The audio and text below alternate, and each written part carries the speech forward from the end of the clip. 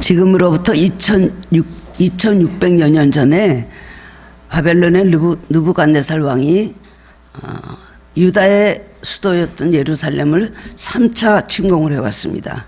3번이나 쳐들어와서 이스라엘 나라를 완전히 멸망시켰습니다. 그런데 BC 597년에 2차 침공 때가 있었는데 그때 와서 예루살렘에 와서 모든 물건을 다 약탈해 가고 많은 사람들을 잡아가지고 포로로 끌어갔습니다.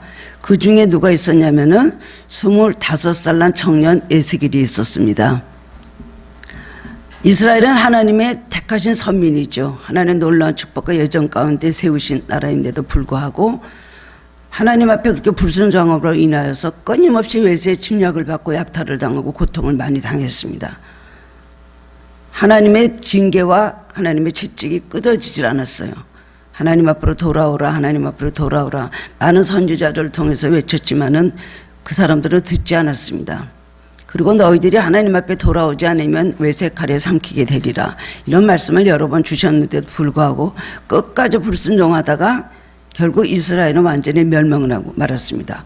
북이스라엘은 아수르라는 나라에 완전히 멸망당하고 오늘의 이 에스겔의 고향이었던 남유다죠. 남유다는 바벨론의 포로가 되어서 사람들이 다 끌려갔습니다.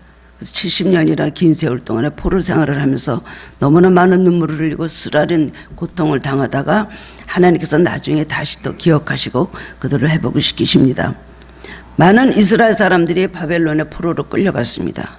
그 중에 청년 에스겔도 끌려갔는데 그들이 가서는 무슨 일을 했냐면은 가서는 유브라데스강 옆에 그 운하를 만드는데요. 그 넓은 지역에 운하를 만드는데 그것에 강제로 투입이 돼서 거기 가서 강제 노동을 당했습니다.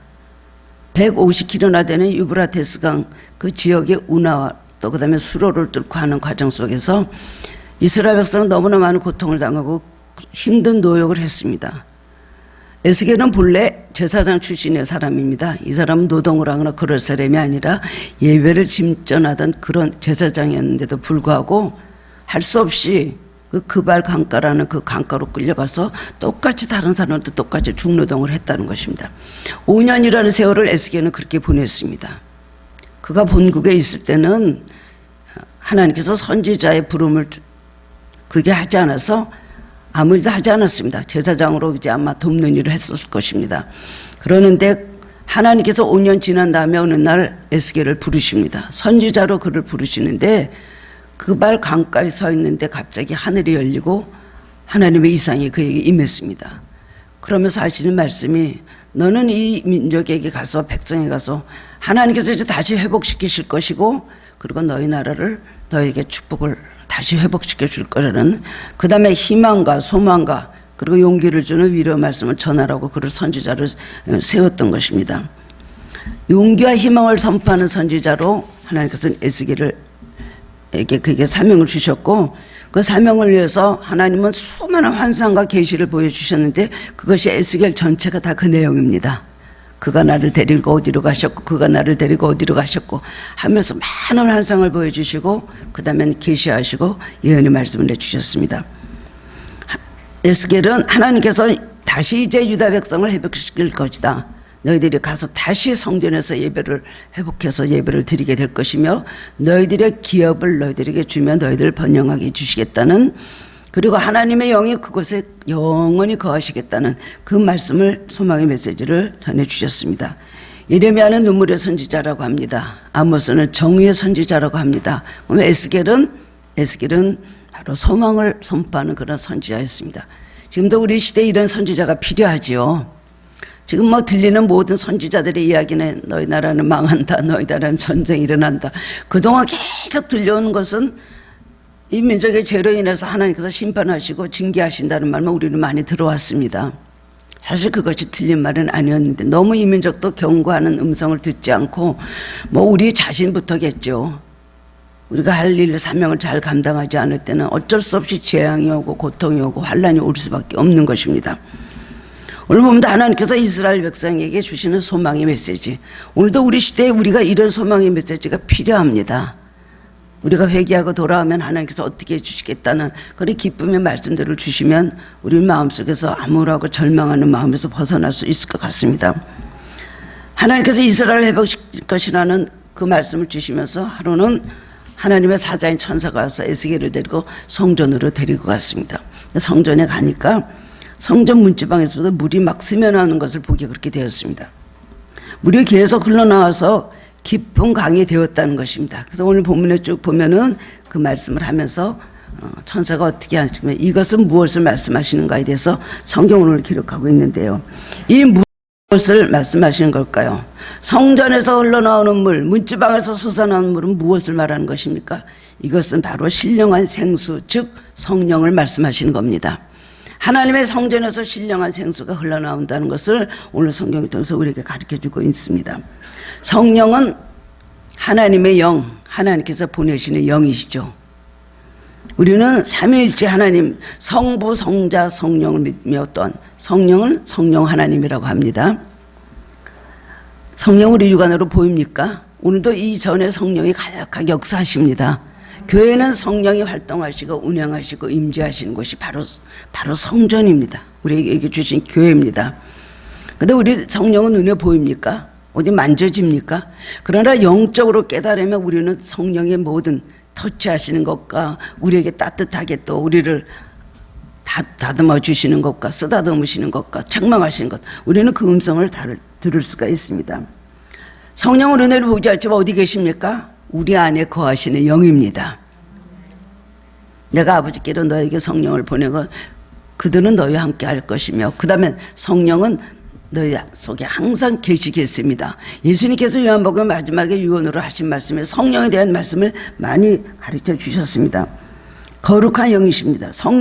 성경을 보면 성령의 속성에 대해서 여러 가지로 기록을 하고 있죠. 비유를 하고 있는데 불 같은 성령, 바람 같은 성령, 그 다음에 생수 같은 성령, 그 다음에 기름 같은 성령, 비둘기 같은 성령, 이슬 같은 성령, 그 위에도 성령에 대한 묘사하는 말씀, 많은 비유가 나와 있습니다. 근데 오늘은 생수 같은 성령, 물 같은 성령은 무슨 일을 하시냐에 대해서 말씀해 주고 있는 것입니다.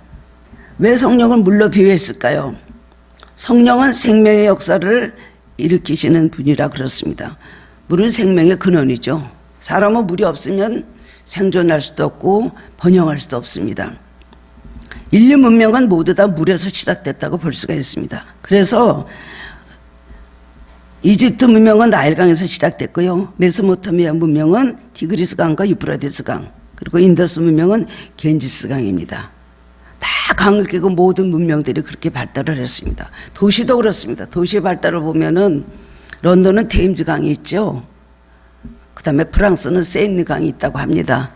그 다음에는 또 베를린은 하펠 강이 있고요.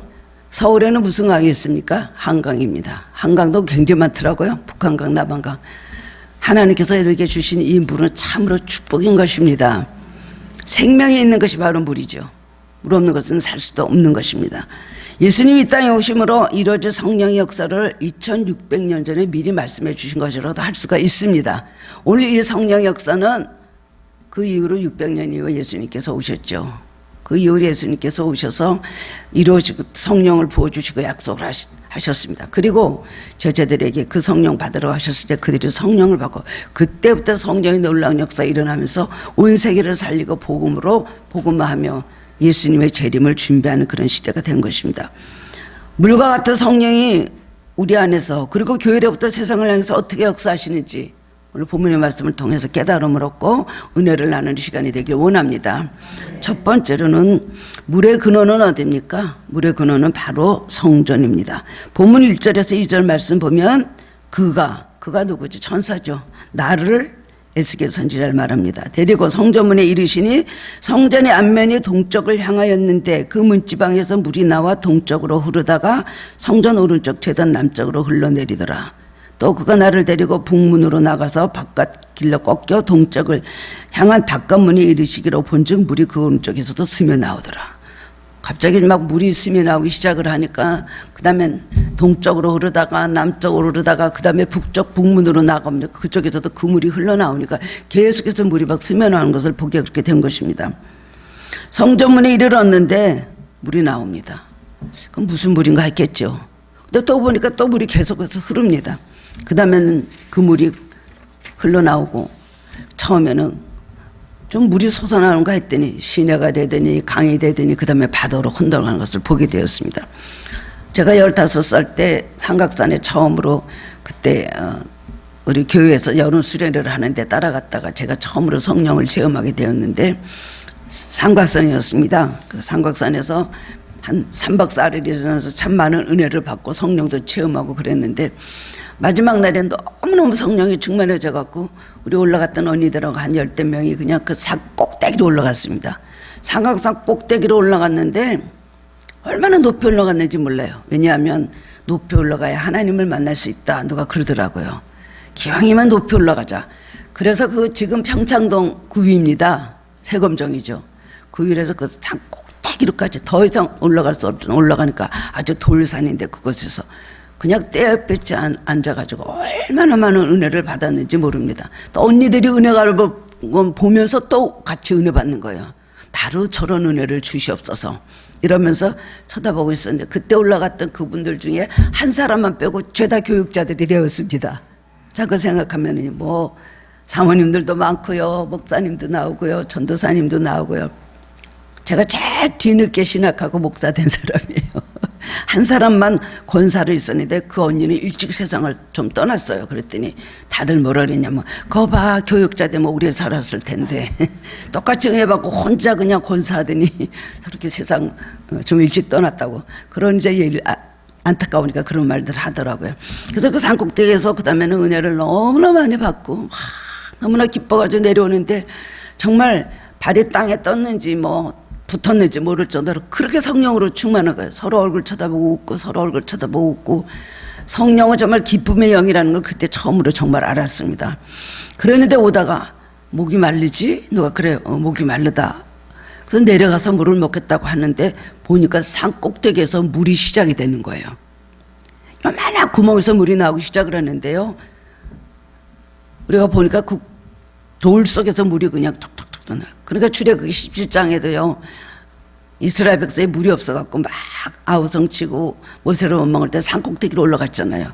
가서 그 다음에 반석을 치러서 반석을 치니까 거기서 돌에서 물이 나왔잖아요. 그 물이 얼마나 많이 나왔는지 이스라엘 백성이 다 먹었다 그랬습니다. 마찬가지로 제가 그 산꼭대기에서 보니까 요만한 데서 물이 아주 조금 나오기 시작하는데 그 물이 점점 흘러가지고 그야말로 계곡이 되고 시내가 되고 강이 흐르고 지금은 다 복개 천연했지만 그때는 거기가 굉장히 큰 계곡이었습니다. 그래서 거기 자두밭이 있었고요. 그 다음에 거기서 뭐 창호지 뭐 그런 거 만들어내는 사람들이 그 계곡에서 계속해서 그 시내에서 이렇게 그 일을 하면서 그걸 만들어내는 일을 했어요. 오늘 보면은 이 물의 근원이 어딘가? 물은 반드시 근원지가 있습니다. 성령의 물도 근원지가 있는데 어딜까요? 성령은 하늘로부터 주시는 예수님의 이름으로 보내시는 하나님의 영인데 그 물은 어떻습니까? 이 성령은요 성전 문주방에서 나온다는 겁니다. 결국 뭐예요? 이 물은 성령의 물은 어디서 나와요? 생수는 우리를 살리는 이 생명의 물은 어디서 나오는 거예요? 하나님으로부터 나온다는 것을 오늘 말씀해 주고 있는 것입니다. 여기서 솟아나온다는 건 뭐 쫄쫄게 나온다는 게 아니에요. 여기서 솟아나온다는 건 굉장히 막 힘차게 흘러나오는 그런 현상을 말하는 것입니다. 성전이 있는 예루살렘에는 강이 없습니다. 예루살렘은 아주 고온 지대에 있기 때문에 메마른 것이고 그리고 강이 없는 것입니다. 그래서 물이 그렇게 흘러나올 수가 없습니다. 이것은 물리적인 것이 아니고 현실적인 것이 아니고 뭘까요? 영적인 것을 말하는 것입니다. 물의 발원지가 성전이라는 것은 성령으로부터 하나님으로부터 주시는데 성전을 통해서 우리에게 하나님의 교회를 통해서 우리에게 성령을 부어주신다는 것을 오늘 말씀해 주고 있는 것입니다. 요한복음 4장 14절에 보면 예수님은 사마리아 여인에게 말씀하셨습니다. 나의 주는 물은 그 속에서 영생하도록 솟아나는 샘물이 되리라. 영생하도록 솟아나는 샘물이에요. 샘물을 무엇을 막을 수가 있습니까? 흘러나오는 샘물 여러분 뚜껑으로 막으면 아니면 뭐 콘크리트로 아무리 해도요 그 물은 막을 수가 없죠. 영생하도록 솟아나는 샘물. 성령을 우리에게 주시면 우리 안에서 솟아나는 샘물 같은데 막을 수가 없습니다.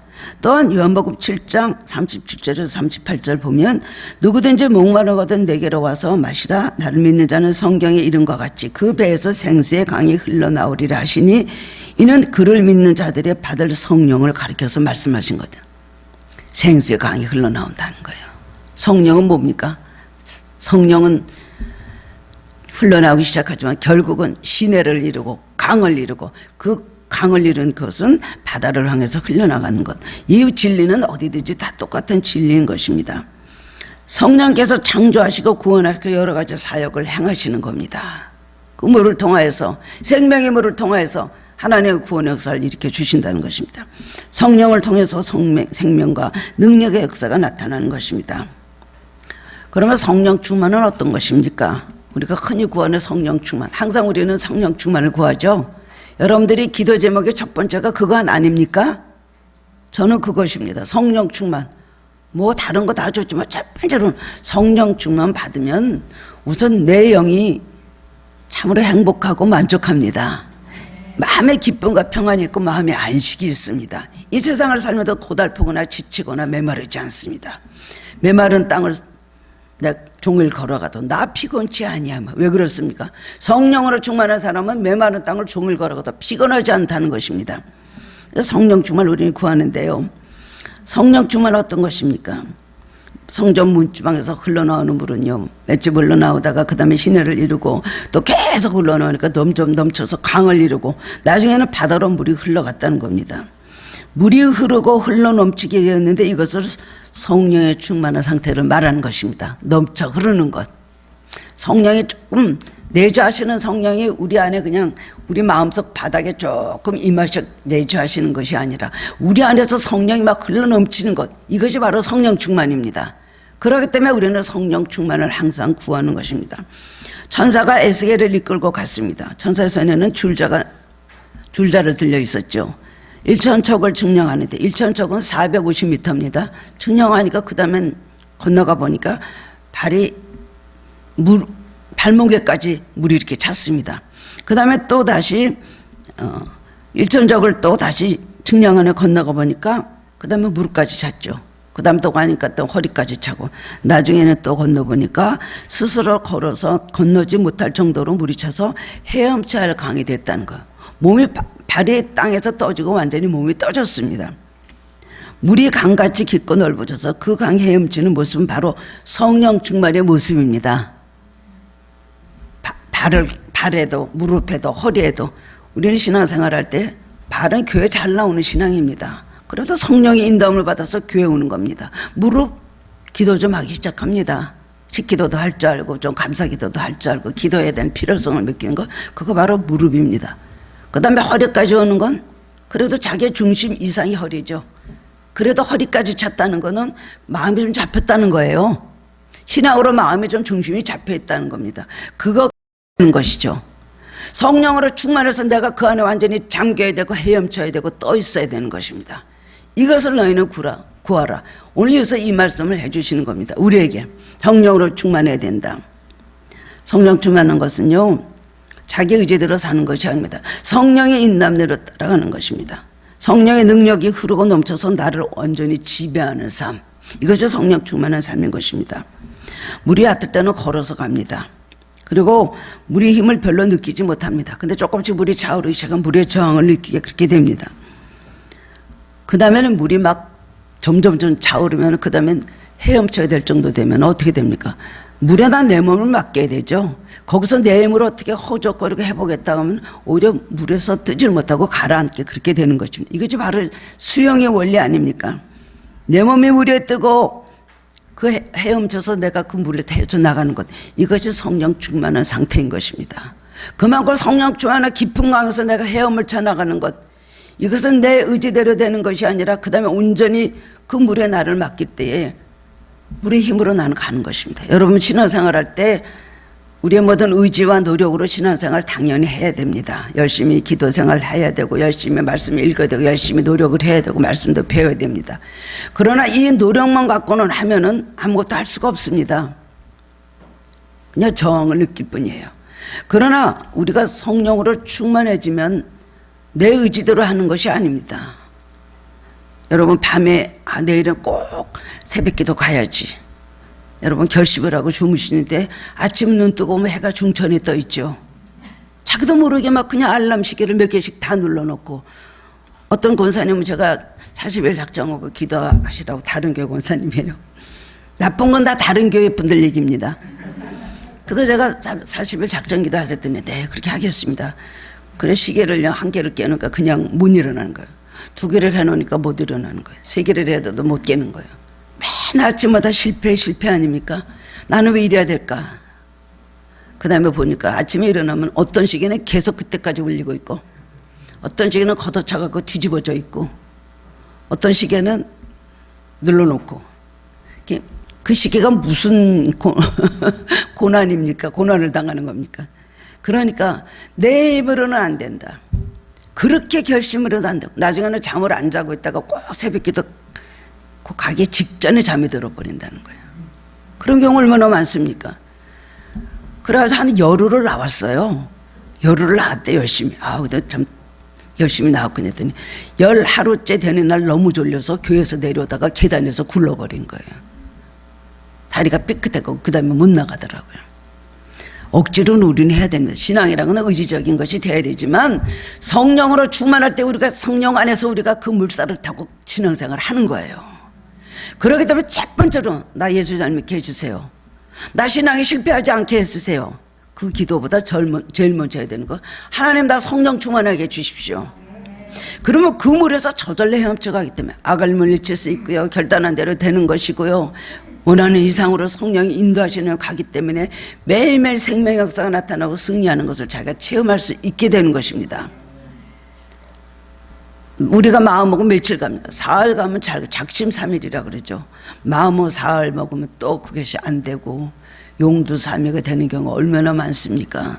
성령 안에서 하면 우리가 생각할 수 없는 일들 우리가 할 수가 있습니다. 그렇기 때문에 새벽에 일어나는 것도 성령이 깨워주시는 겁니다. 우리가 행하는 모든 일 성령이 우리를 인도하시기 때문에, 우리 인력으로 할 수 없는 그 한계를 뛰어넘어서 성령이 나를 붙잡고 인도하시기 때문에 우리는 신앙생활을 할 수가 있는 것입니다. 새벽기도 나오시는 분들 새벽기도 일어나서 잘 나오시죠. 그건 천사가 깨워서 손을 붙잡고 나오기 때문에 그런 것입니다. 그래도 항상 성령으로 내가 인도함을 받는 삶을 살게 해달라고 기도를 해야 되는 것입니다. 아무리 결심을 하면 뭐합니까? 이틀이 못 가고 또 그렇게 되는데, 아무리 마음속에 작정을 하고 약속을 하면 뭐합니까? 며칠 지나면 또 언제 내가 그런 약속을 주님과 했는가 조차도 생각도 나지 않게 다 잊어버리게 그렇게 되는 것입니다. 제가 하늘을 나는 원리도 마찬가지입니다. 하늘을 나는 새를 보면은 바람과 흐름에 자기 몸을 맡깁니다. 여러분 바다 위를 나르는 갈매기들 너무 멋있죠? 히치콕의 새 보셨어요? 새들이 뭐 얼마나 무시무시하게 잘 낳는다고. 그 새들은요 아무리 날갯짓을 해도 피곤하지 않은 거예요. 왜냐하면 자기 힘으로 가는 것이 아니라 바람의 힘이 따라가기 때문에 그렇습니다. 우리도 우리 힘으로 예수 믿으려고 그러면 참 뜻대로 잘 안 됩니다. 그렇게 마음 먹어도 우리가 성령의 마음을 먹을 수도 없고, 어떤 분이 그래요. 금식을 해서 누구를 미워하지 않게 해달라고 금식을 했대요. 그랬더니 금식할 때는 안 밉더래요. 숟가락만 다시 들면 또 미워지기 시작하더래요.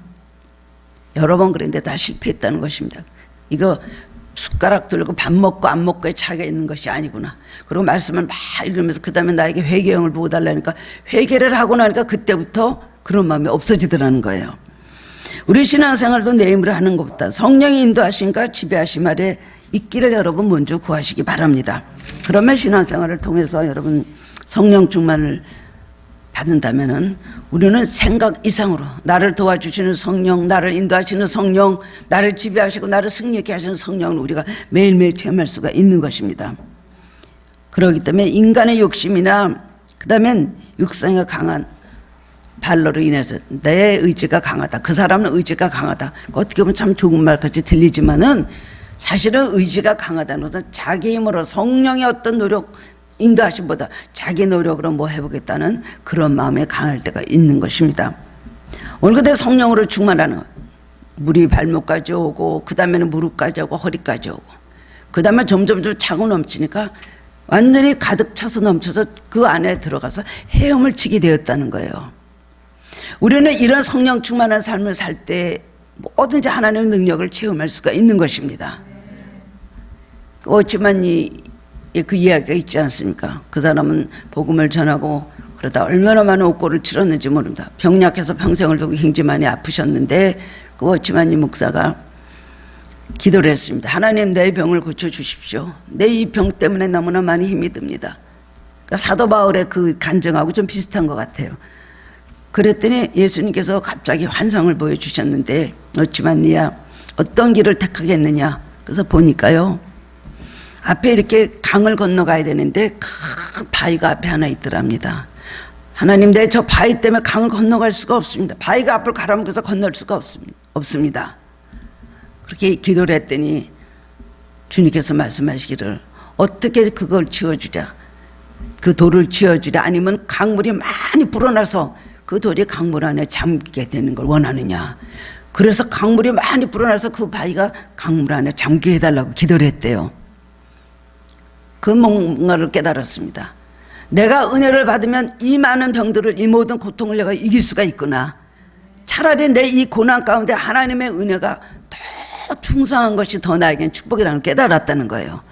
우리는 문제만 해결해달라고 기도합니다. 이 고난만 없어지면 참 좋겠다고 기도합니다. 이 문제만 없었으면 내가 살만한데, 이 문제만 아니면 나는 그야말로 좀 괜찮을 텐데 라고 생각하지만, 하나님은 그 고난을 은혜로 이기게 하신다는 겁니다. 고난이 아무리 그래도 은혜가 넘치면 고난이 은혜 속에 잠겨버립니다. 고난은 보이지 않습니다. 은혜만 보이게 되는 것입니다. 우리가 성령 충만한 것은 성령 안에서 완전히 헤엄치는 삶, 성령의 물길 따라, 성령이 모르는 흐름 따라 살아가는 그런 삶을 말하는 것입니다. 갈라디아서 5장 16절에 보면 너희는 성령을 따라 행하라, 그러면 육체 욕심을 이루지 않는다고 했습니다. 힘의 근원이 인간 자신이 아니고 성령이 되어야 되는 것입니다. 신앙의 주체는 누굴까요? 우리가 열심히 노력하고 내가 의도한 대로 나의 모든 성실함과 부지런함으로 나의 하나님 앞에 철저함으로 다 할 수 있습니다. 그러나 신앙의 주체는 내가 아니라 주님이십니다.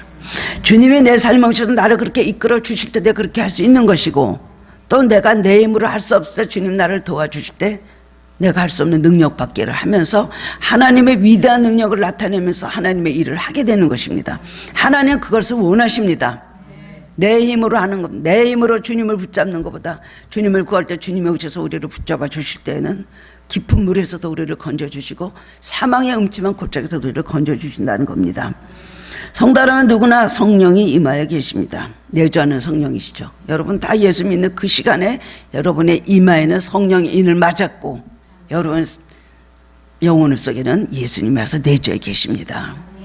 그 우물의 맨 밑바닥에는 항상 물이 있잖아요. 물이 있습니다. 우물이 뭐 마른 우물 아니다면 우물이라고 하면은 항상 그 바닥에는 물이 있어요. 우리 삶에는 예수님께서 우리에게 거하시기 때문에 성령이 내주해 계십니다. 그런데 성령 충만해야 되죠. 물은 흘러 넘쳐야 되는 것입니다. 그렇게 미래 바닥에 조금 우물이 있다 그래서 무슨 우리에게 큰 유익함이 있겠습니까? 물 떠먹기도 힘들고 그걸 떠다가 우리가 물이 필요한데 사용하기도 너무 힘든 것입니다. 그렇기 때문에 성령 안에서 우리가 헤엄쳐 살 때 우리는 놀라운 일을 할 수가 있는 것입니다. 성령 충만하지 못해서 잃어버리는 것이 얼마나 많은 줄 압니까? 기도도 성령 충만을 먼저 구하고 기도할 때에 기도는 성령 안에서 하는 성령의 기도를 할 수가 있는 것입니다. 그래서 발목, 무릎, 허리, 그 다음에 물이 찰 때는 그 다음에 물의 저항을 허리까지는 느껴요. 지나가면 물 조금씩 걸어가면 물이 막지 않습니다. 걸어가기 힘들어요. 조금만 물이 흘러도 걸어가기 힘들어요. 그러나 헤엄을 치게 되면 이거는 그때부터 우리 몸이 움직이는 것이 아닙니다. 그 영의 안전에 잠기기 때문에 그 다음에 그 헤엄을 치면서 성령 충만한 가운데 헤엄쳐 나가는 영의 사람이 되는 것이죠. 여러분, 성령은 오늘 그것을 말씀해 주고 있습니다. 우리가 자주 이렇게 넘어집니다. 성령으로 항상 충만하면 우리는 되는데 우리가 그러지 못하고 어떨 때는 그런 상태가 됐다, 어떨 때는 그러지 못한 상태가 될 때가 많이 있죠. 그렇기 때문에 우리는 늘 실패하고 말씀대로 살아가지 못하는 것입니다. 에베소서 5장 18절 보면 성령 충만을 술 취함에 비하고 있습니다. 뭐라고 하셨습니까? 술 취하지 말라, 이는 방탕한 것이니 오직 성령으로 충만함을 받아라. 술에 취하면 술이 그 사람을 의지하고 통치하고 지배하죠. 사람이 술을 마시고 술이 술을 마시고 술이 사람을 마신다는 말이 있습니다. 그건 뭘 말합니까? 그 다음엔 지정의 인격이 술에 동참을 받는 거예요. 완전히 술이 사람을 막 먹게 되는 그 상태는 그거죠. 지정의 생각이 있습니까? 뭐가 좀 실수 추성이죠. 완전히 술의 힘에 의해서 그 사람의 통치를 받고 살아가는 거예요. 그건 뭐죠? 술충만입니다. 여러분 머릿속에 마음속에 여러분 어떤 우상이 있다고 쳐보자고요. 나는 무엇을 사랑합니다. 나는 무엇이 꼭 있어야 된다. 난 이것이 있어야 된다. 자나깨나 생각하고 구하는 것이 여러분의 우상일이 될 수가 있고, 주님이실 때는 주님에 계시지만 주님 아는 다른 것이 여러분을 붙잡고 있다면 그거는 우상입니다. 우상이 항상 여러분을 이끌어가죠. 우상 따라 움직입니다. 그럼 뭐예요? 우상 충만인 줄 아시기를 바랍니다. 우리는 성령으로 충만해야 됩니다. 성령을 우리가 구할 때는 것이 불가능한 것이 하나도 없어지는데, 이거는 체험한 사람이 아는 것입니다. 여러분 기도할 때 기도 안 되고 답답하고 뭔가 막 신앙에 막 낙심이 되고 좌절될 때 있죠. 주님의 영을 구하십시오.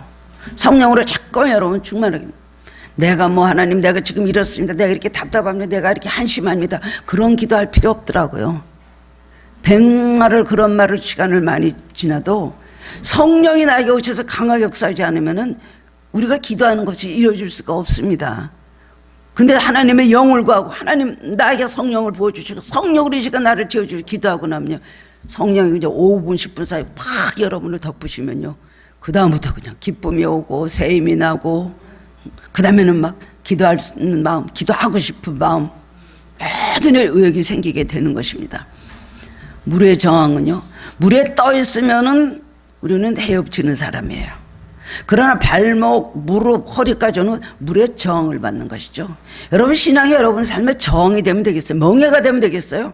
신앙생활하기 힘들다, 말씀 묻기 너무 힘들다, 기도생활하기 너무 지겨워, 진짜 힘들다, 이래서 되겠습니까? 성령 충만하면 헤엄치는데 이 모든 것이 다 가능해진다는 것입니다. 그러면 성령 충만 받으려면 우리는 어떻게 하면 좋을까요? 우선은 죄를 회개함으로 우리 마음을 깨끗이 비워야 되겠죠. 우리는 겉으로 보기에는 행동이 그럴싸하고 크리스찬 같지만 우리의 생각과 마음속에 있는 모든 마음들은 너무나 추한 것이 많이 있습니다. 이것은 우리는 몰라요. 천국에 계신 주님 스크린을 들여다봐야만 우리는 알 수가 있는 것입니다. 마음을 깨끗이 비워야 됩니다. 성령은 깨끗한 사람, 마음을 회개하고 사모하고 그런 사람의 성령은 임하시고 어서 충만히 거하십니다. 우리가 더러운 마음 가지고 아무리 성령 충만을 구하면 되겠습니까? 그러기 위해서는 어떻게 돼요? 끊임없는 기도생활, 말씀생활, 끊임없는 말씀생활의 묵상과 그 다음에 기도로 호흡하는 생활이 계속 이어지다 보면은 그 다음에 성령의 온전히 나를 사로잡게 되는 걸 체험하게 되는 것입니다. 그렇기 때문에 저주 중에 저주가 성령 없이 기도해라, 성령 없이 주님 일해라, 성령 없이 목회해라, 이 말이래요. 성령 없이 하는 일들이 너무나 많습니다. 겉으로는 하는 것 같지만 사람의 의지대로 하는 거예요. 사람의 의지대로 하면 안 돼요. 성령에 따라서 움직이게 되는 삶, 그런 삶이 되어야 된다는 것입니다. 그것이 바로 뭐예요? 거듭남이고 성령 충만인 것입니다.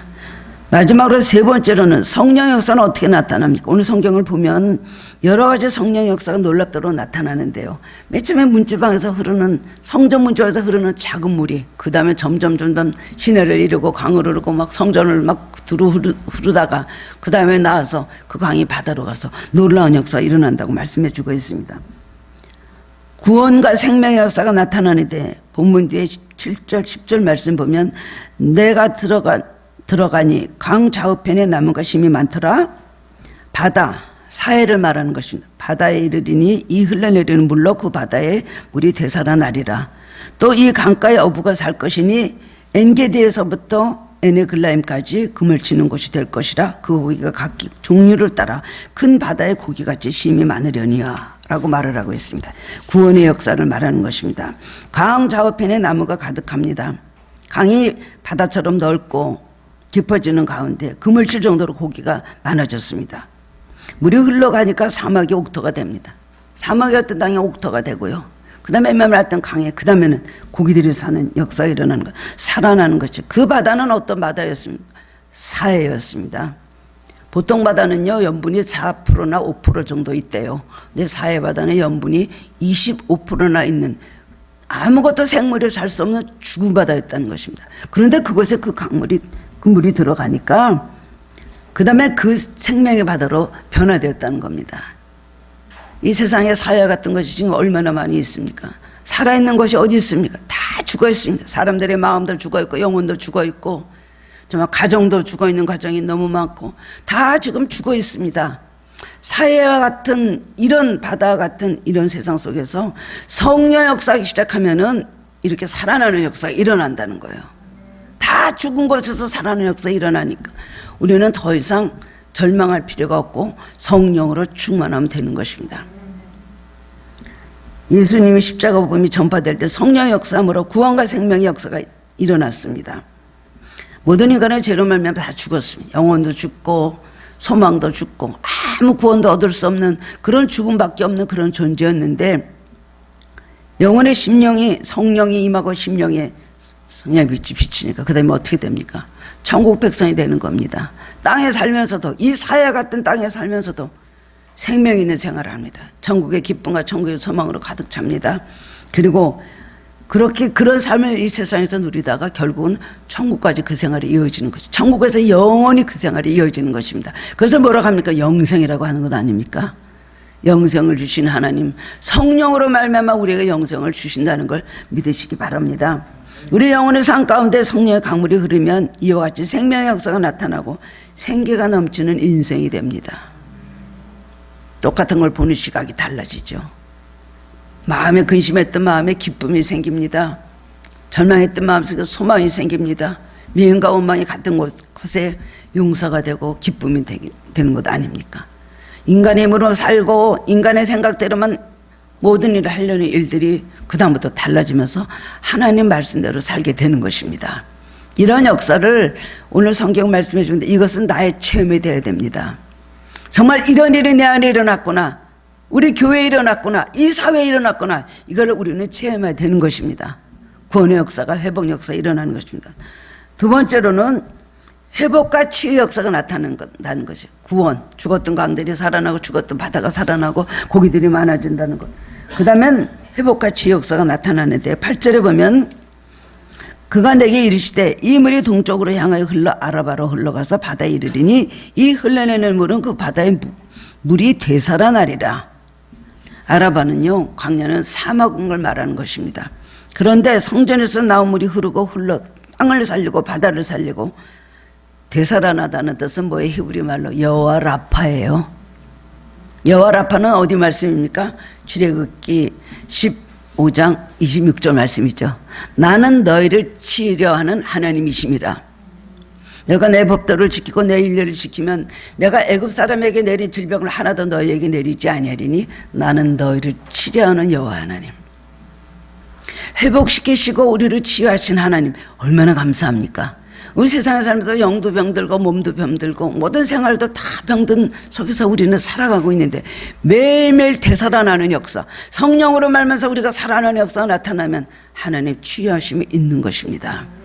그렇기 때문에 여러분 뭐든지 하나님을 의지해야 됩니다. 사람의 방법대로 살려고 하면 안 됩니다.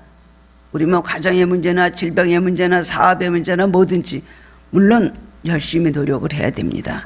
그러나 우리가 성령을 정말 모셔드리고 성령을 함께 하시도록 우리가 구할 때에 그분이 오셔서 일하실 때는 모든 것이 회복이 되고 치유가 되는 것입니다. 그런 기적을 우리는 얼마든지 체험하면서 살아가고 무리로도 걸을 수가 있는 것입니다.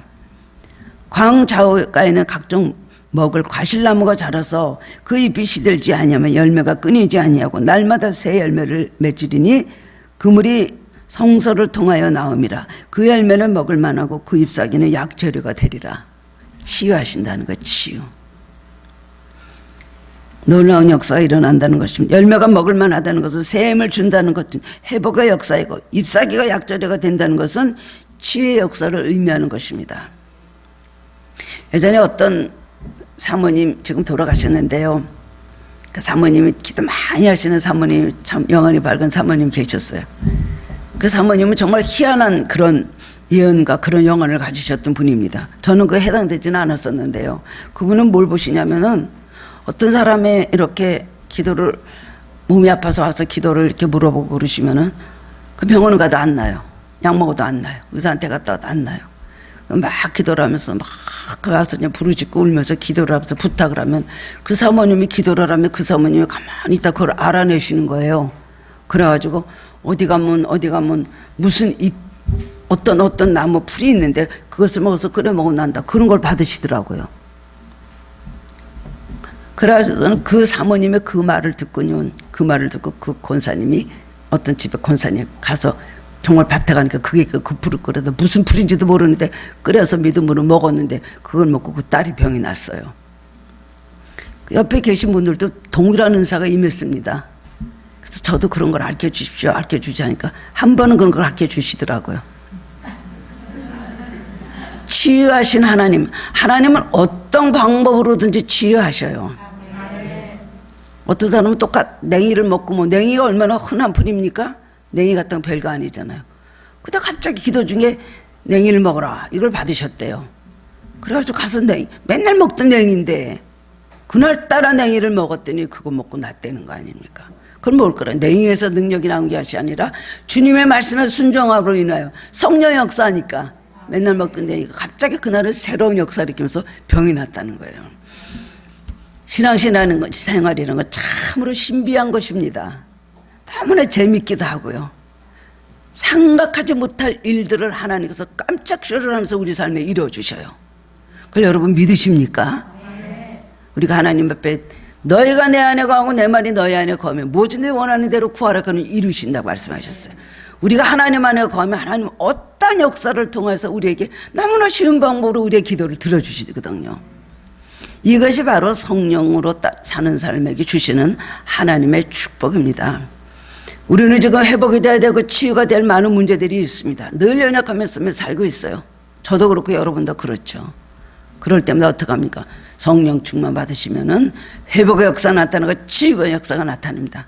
병도 오래된 병, 우리의 삶의 모든 문제도 오래된 문제 해결할 때는요 5분 10분 안에 해결나요. 항상 제가 그 말씀 드리잖아요. 고난을 오랫동안 당해도 해결할 때는요 너무 순간적으로 해결하니까 그걸 이렇게 이럴 줄 알고 그렇게 속을 끓이면서 기도를 했나? 하나님의 방법은 전능하신 거예요. 믿음이 없기 때문에 구하지 않기 때문에 그런 응답을 받을 만한 준비가 안 돼 있기 때문에 우리가 못 이룬 것입니다. 하나님은 언제나 그런 일을 누구에게는 그런 일을 이루어주고 싶고 너희에게는 아니다. 그것이 아닙니다. 사모하고 하나님 앞에 바로 서고 하나님을 늘 사랑하면서 따라다니고 의지하면 하나님께서 그런 일들을 이루어주신다는 거죠. 누구에게만 나타나는 기적이 아닌 것입니다. 오늘 이건 얼마나 기적입니까? 성전에서 나온 물이 너무나 많은 생명의 역사를 나타내지 않습니까? 흘러 가가지고 그 다음에는 얼마나 많은 물이 흘려서 시내가 되고 강이 되고 바다로 나가서 죽었던 바다가 살아나고 고기들이 많아지고 갯벌들이 다 자라나고 나무들이 무성해지고 열매를 맺게 되고 그 열매는 어떤 열매? 성령으로 자라고 성령으로 맺는 열매는 어떻게 된 것이에요? 약재료가 된다는 거예요. 아픈 거 치료해 주신 역사가 일어난다는 것입니다. 성령은 우리 안에 살아계시는 분이십니다. 성령 우리에게 새 창조를 이루어주시고 놀라운 생명 역사를 이루어주시는 분이십니다. 때로는 낙심하고 좌절하고 이 문제가 어떻게 해결할 것인가 우리는 현실을 보면서 참으로 한숨 쉴 때가 많이 있습니다. 그러나 우리는 조금 더 인내하고 하나님 살아계심을 더욱더 여러분 마음속에 소원하고 높으신 하나님 바라볼 때에 인내하고 나갈 때 반드시 그런 역사가 일어난다는 것입니다. 성령 열매는 9가지 열매예요. 어떻게 맺어진다 그랬어요? 성령 안에 있으면 저절로 그런 열매를 맺어진다. 그 말법이 없다 그랬어요. 사랑과 희락과 화평과 오래참과 자비와 양선과 온유 충성 절제. 어떻게 해요? 성령 안에 있으면 예수님 포도나무 대신 예수님께 붙어있는 가지가 되면 이런 열매를 저절로 맺고 성령의 모든 열매를 우리 삶에서 축복의 열매를 맺을 수가 있다는 것입니다. 낙심하고 좌절하지 마시기를 바랍니다. 어떻게 해야 될 것인가? 우리는 문제 앞에서 참 어떤 길을 찾아야 될 것인가? 고민할 때 많이 있습니다. 마음이 어둡고 답답합니다. 보이지 않습니다. 귀에 들리지 않습니다. 뭘 어떻게 될지 모릅니다. 성경을 읽어도 뭘 어떻게 될지 모르는 말씀을 보면서 여전히 낙심하고 좌절할 때 있지만, 방법은 성령을 구하시고 성령으로 충만해지면 생각할 수 없는 놀라운 역사가 일어나고, 나뿐이 아니라 모든 사회, 모든 이 세상까지도 변화시키고 새 창조를 이룰 수 있다는 것을 믿으시기 바랍니다. 우리 신앙을 한번 점검해 볼 필요가 있습니다. 성령이 이런 위대한 일을 하시니, 나는 성령하고 짝하고 사느냐, 성령을 멀리하고 사느냐, 성령하고 등지고 사느냐, 성령을 근심시키고 사느냐, 우리 자신을 한번 생각해 볼 필요가 있는 것입니다. 성령 충만의 시간이 얼마 있었는가? 10년 전에, 5년 전에, 아니면 작년에요? 우리 항상 그럴 수가 있죠. 늘 성령 충만하면 좋은데 그게 잘 되지 않습니다. 늘 나무에 벌레가 와서 해충이 와서 나무를 갉아먹듯이, 우리 신앙에 성령 충만하고 건강하다가는 또 해충이 와서 갉아먹어서 은혜를 뺏어가고, 그 다음에 성령 충만함으로 우리 삶에 항상 물같이 채워지는 것이 메마른데, 우리가 노력하지 않고 낙심하고 좌절하고 게을르고 딴 데 쳐다보고 할 때 우리는 성령이 메마르게 되면은 우리는 모든 것이 다 죽어질 수밖에 없는 것입니다. 여러분, 성령 안에서 헤엄치는 심장 물것 같은 생활을 하고 싶지 않으십니까? 그러고 싶죠? 네. 하늘을 나는 정말 그런 새같이 정말 멋있게 한번 날아보고 싶죠. 여러분, 그렇게 할 수 있습니다. 이 말씀 들으시고, 이제 다음 달부터는 성령의 또 달이거든요. 우리 또 이제 성령 주간 계속해서 우리 성령 대망 보내면서 열심히 이제 기도하면서, 오순절 다락방 성령 역사를 또 기억하면서 우리는 또 기도를 해야 될 것입니다. 이 시대는 희망을 잃어버린 시대입니다. 방법이 없습니다. 단지 하나, 성령으로 충만해지는 것만이 역사가 나타나는 것입니다. 어디든지 가면 그야말로 모든 죄악을 변하여서 정말 그것의 회개 운동을 일으킬 수가 있습니다. 양심도 죽고 도덕도 죽고 의도 죽고 사랑도 죽은 시대입니다. 지금 시대는 사회와 같이 죽은 바다 이 시대 속에서 우리는 성령으로 충만해지면 모든 것이 살아나는 역사가 있고, 오늘 이게 에스겔 2600년 전에 주신 말씀이 아닙니다. 오늘 우리에게 주신 말씀입니다. 소망의 메시지인 걸 아시기를 바랍니다. 여러분, 현실을 보지 마시고 주님 말씀 따라가면서 성령 충만하여서 우리 매일매일 기쁜 성령이 강해서 헤엄치는 성도님들 되시기를 주님의 이름으로 축원합니다. 사랑의 주님, 은혜를 감사드립니다. 오늘 주님의 말씀으로 소망을 가집니다. 길이 어디 있는가, 방법이 어디 있는가, 주님 골똘히 생각하며 낙심하고 좌절할 때가 많이 있습니다. 또 내 힘으로 신앙생활 하려고 열심히 신앙생활 하지만 그래도 채워지지 않고 만족하지 못할 때가 많이 있었습니다. 주여, 우리를 불쌍히 여겨주시고 와서 도와주시옵소서. 우리에게 성령을 충만히 부어 주옵소서. 죄를 회개하게 하여 주시고 우리 속에 있는 모든 정력과 죄악에 붙은 마음 성령의 불로 다 태워주시기를 원합니다. 깨끗한 그릇으로 성령을 충만히 우리가 채우게 하시고, 성령의 인도하심 따라 성령의 지배 아래 사는 우리들 되게 하심으로 신앙의 실패가 없게 하여 주시옵소서. 세상에서도 늘 승리하는 삶을 살게 하여 주옵소서. 마귀와 싸워서 패배하고 마귀에게 많은 걸 빼앗기고 상처받지 않게 하여 주시옵소서. 감사드렸고 예수 그리스도의 이름으로 기도드리옵나이다. 아멘.